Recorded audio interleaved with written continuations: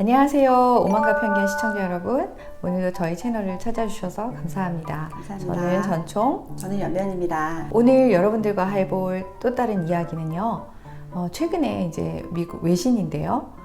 여러분들 이 소식 아마 언론에서 보셔가지고 다 알고 있으실 것 같아요. 모르시는 분들도 많아요. 아, 그런가요? 주변에 돌려보니까. 네. 그 리아 토마스라는 이제 선수가 있는데요. 미국 수영 선수예요. 이 선수는 수술하지 않은, 다시 말해서 남성으로서의 생식기를 그대로 가지고 있지만 자신의 성 정체성을 여성으로 인식하고 있는 트랜스젠더라고 합니다. 외국에서는 이런 경우에 우리나라도 지금 성별 정정이 이루어지고 있고요. 꼭 성별을 전환하기 위한 수술을 하지 않아도 생식기가 있어도 본인의 정체적 이제 치료를 받았던 정신과 치료 등등에 의한 이런 증빙 자료를 가지고 성별 정정이 가능한 상태입니다. 네, 성별 정체성으로 인한 어떤 정신적인 어려움에 대해서 이제 진단을 받고 또 호르몬을 투입하거나 이런 치료의 경력이 있으면 우리나라도 지금 현재 주민등록 번호를 바꿔주는 성별 정정이 법적으로 이루어지고 있는 상태입니다. 벌써 우리나라도 여기까지 왔어요. 상위법에서는 아직까지 이 성별 정체성에 대해서 받아들여지고 있지 않지만 이미 그 시행령에서는 이렇게 되고 있거든요. 그런데 이 리아 토마스 선수가 작년에 여성 수영 부문에 이제 참여를 해가지고 전국에서 이제 1등을 한 사건이 있었어요. 그때 당시에 이 경기가 굉장히 불공정하다 이런 논란이 있었어요. 왜냐하면 수술하지 않은 트랜스젠더라고 하는 것은 생물학적으로는 완전히 남성과 거의 동일하거든요. 저는 이제 아주 힘없는 되게 저보다 좀 몸집이 마른 남자분들하고 팔씨름 같은 거 이제 대학생 때는 하잖아요. 네. 그 지도라면 사실 저는 여자 중에서 힘이 센 편이라고 생각했는데 초등학교 고학년만 돼도 벌써 남자와 여성의 여자 아이들의 체력 차이가 현격히 드러나거든요. 그럼요. 근육량도 차이가 나고요. 골격도 다르고요. 근육량 뭐 많은 게 굉장히 차이가 나죠, 신체적으로. 그래서 사실 어떤 면에서는 육체적으로 힘들고 또 정신적으로 더 힘든 어떤 그런 것들을 요구하는 소방관, 경찰관 이런 것들을 남성들이 더 많이 선택하기도 해요. 그렇지만 지금은 이제 많이 여성들이 거의 의무적으로 여성들을 이제 채용해야 되는 의무 선발 같은 것들이 있기 때문에 그렇게 하지 못하지만 경찰관이나 소방관들을 뽑는 채용 시험에서도 체력 검증하는 게 있거든요. 그 기준도 남녀가 굉장히 차이가 나요. 근데 이제 차이 없앤다고 하죠. 네. 이거 통과할 수 있는 남성과 여성 비율이 안 될 때는 어떻게 할지 사실 몹시 주목됩니다. 네, 그렇습니다. 근데 이제 이번에 이제 제가 본 뉴스는 이거였어요. 그 선수와 같은 이제 대학에 있는 여성 선수, 정말 온전한 여성 선수예요. 이 여성 생물학적이고 정체성도 여성이고 그런 온전한 여성 여학생이 이것에 대해서 학교 측에 부당하다라고 이야기를 한 거예요. 뭐가 부당하냐? 첫 번째 두 가지 문제 제기를 했는데요. 첫 번째는 나는 끊임없이 이 사람에게 성폭력을 당한 거다. 시선 성폭력이라고 하죠. 그렇죠. 폭력이 없지만 비폭력이지만 성폭력을 당한 거다. 이런 얘기를 했고요. 그러니까 이 여학생이 주장은 이거예요. 일주일에 18번 이상, 18회 이상 나는 이 남성의 성기를 그대로 가지고 있는 이 사람 앞에서 전신을 다 드러내고 옷을 갈아입고 했어야 됐다. 그래서 그 팀에 속해 있는 많은 여학생들이 화장실에 가서 탈의를 한다거나 이런 어떤 불편함을 감수를 했어야 됐다. 그런 이제 호소를 했고요. 그래서 이런 것에 대한 부당함을 학교에 문제 제기를 했는데 학교에서는 너무 생뚱맞은 오히려 방안을 내놓은 거예요. 오히려 이 여학생들이 아직 성 정체성이나 이런 것에 대한 교육이 부족하다. 그런 부분에 대해서 보완해야 된다라는 취지의 해결책을 제안했다고 하죠. 그러니까 피해자인데 피해자가 마치 잘못이 있어가지고 너가 부족한 게 있어가지고 이런 문제 제기가 일어난 것처럼 이 학교가 대응을 했기 때문에 그것에 대해서 문제 제기를 한 사건이었어요. 진짜 성평등하지 않네요. 제3의 성에 대해서 대한 원래의 여성들의 평등의 문제에 있어서 약간 피해자다움을 강요한 그런 거죠. 해외에서는 사실 중고등학교만 돼도 초등학교에도 마찬가지고 남성과 여성이 트랜스젠더들이 사용할 수 있도록 화장실이 열려 있기 때문에 심지어 여성 화장실에 남성 소변기가 다 들어와 있기도 하고 네. 그렇기 때문에 여자아이들이 화장실을 제대로 못 가는 경우가 종종 발생한다. 그렇죠. 그래서 많은 학부모들이 화장실을 분리하는 그런 요구도 학교에다 하고 있고요. 그리고 여자아이들이 화장실을 서로 망봐주면서 단체로 간다거나. 네. 왜냐하면 이게 트랜스젠더를 위한 화장실을 이제 후미진 곳에 잘 안 가는 곳에 트랜스젠더들이 사용할 수 있는 화장실이나 그 탈의실을 열었다가 소송을 당하는 일들이 학교에서 종종 있었고 네. 모든 화장실을 다 열 수밖에 없도록 계속 구조가 되고 있는 중이에요. 그렇다면 우리나라에서도 같은 문제가 생길 수 있지 않느냐? 그렇죠. 라는 문제 제기를 해볼 수 있죠.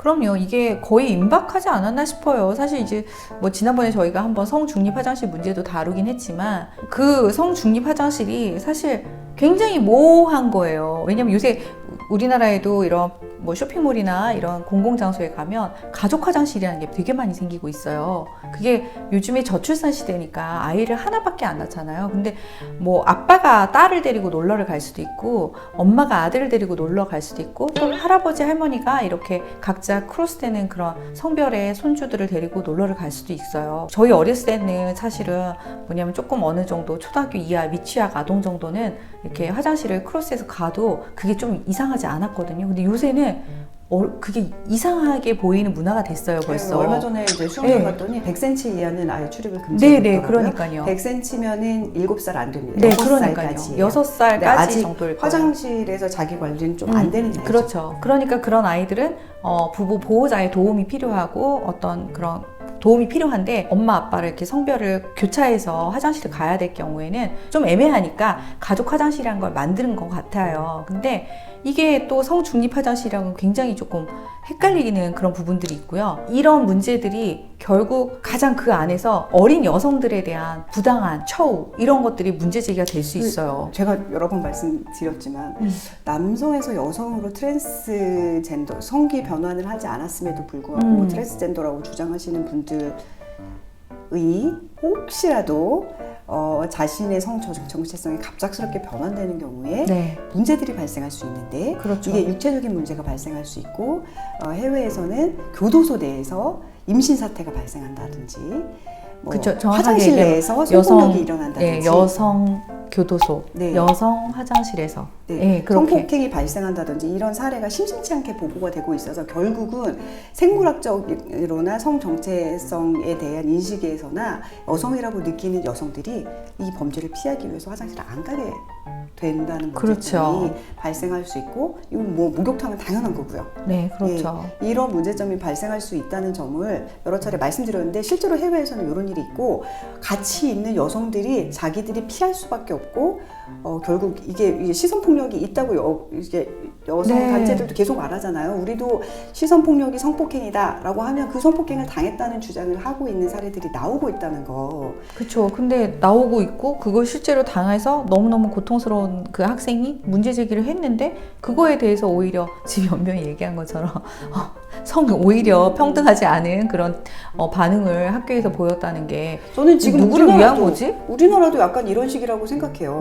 우리 여성들이 결국은 피해를 입는다. 야, 니네는 너무 포용력이 부족해. 막 이렇게 생각하는 거예요. 그게 아니라 우리는 여성으로서의 자유를 누린 지 얼마 안 됐다고. 사실 뭐 휴게소에도 여성 휴게실 따로 있었던 게 얼마 안 됐단 그렇죠, 말이에요. 그렇죠. 그런데 거기에 이제 트랜스젠더 남성이 들어오게 되면은 우린 불편하고 그러면 따로 만들어줘. 다른 건 싫어. 네. 나는 여성이니까 여성으로 들어가고 싶어. 스포츠계에서도 마찬가지로 이런 수영이나 사이클이나 이런 문제들이 생기는 종목들에 있어서 제3의 성을 위한 다른 그 종목 리그를 만들고 있는 흐름들이 있죠. 아니면 사춘기 이후로 트랜스젠더 임을 나타낸 사람에 대해서는 뭐 경기에 참가할 수 없도록 한다든지 네. 그랬을 때 이 대응이 그거는 성평등에 위반된다.